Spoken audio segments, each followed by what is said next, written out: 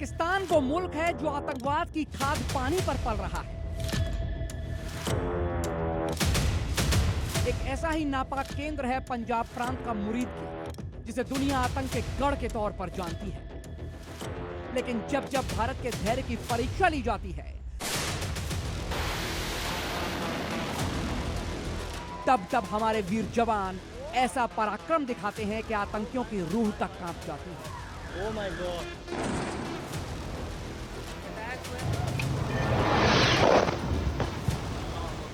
याद कीजिए ऑपरेशन सिंदूर को। भारतीय सेना के जांबाजों ने आतंक के इसी कारखाने मुरीदके में स्थित लश्कर तैयबा के खूंखार हेडक्वार्टर मरकज तैयबा को मिट्टी में मिला दिया। भारतीय सेना के सटीक हमलों ने इस आतंकी आशाने को मलबे के ढेर में तब्दील कर दिया था। इस स्ट्राइक में हाफिज सईद के करीबियों और खूंखार आतंकी को मौत के घाट उतार दिया गया था। भारत के शूरवीरों ने पाकिस्तान को ऐसा सबक सिखाया था कि ये आतंकी दोबारा अपने पैरों पर खड़े होने के काबिल नहीं बचे थे। हालांकि अपनी फितरत से मजबूर पाकिस्तान ने कुछ समय पहले ही इन आतंकी ठिकानों को दोबारा खड़ा करने की नापाक कोशिशें शुरू कर दी थी।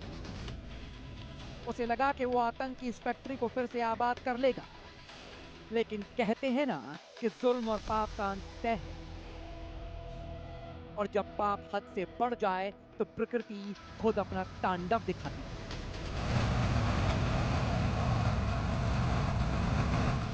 अब पाकिस्तान के मुरीदके में कुदरत का ऐसा कहर बरपा है कि आतंक के इन सौदागरों के डूबने की नौबत आ गई है।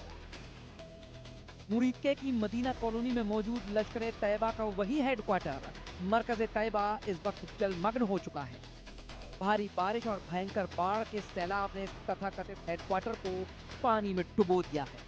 हालात ये हो चुके हैं कि लश्कर के ये आतंकी और उनका आका अपनी जान की भीख मांग रहे हैं।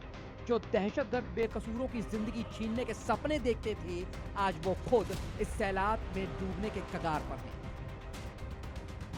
मुनीर और पाकिस्तान की सरपरस्ती में पलने वाले आतंकी अब कुदरत के इस प्रलय के आगे बेबस नजर आ रहे हैं।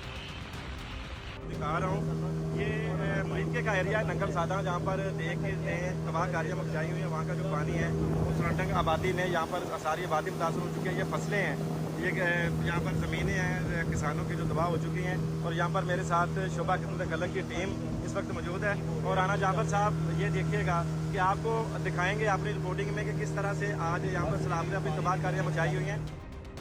ये वही मरकज तैयबा है जहां मासूमों का खून बहाने वाले शैतानों को ट्रेनिंग दी जाती है, और लश्कर का ये वही घटिया हेडक्वार्टर है जहां भारत के खिलाफ साजिशों के जाल बुने जाते हैं।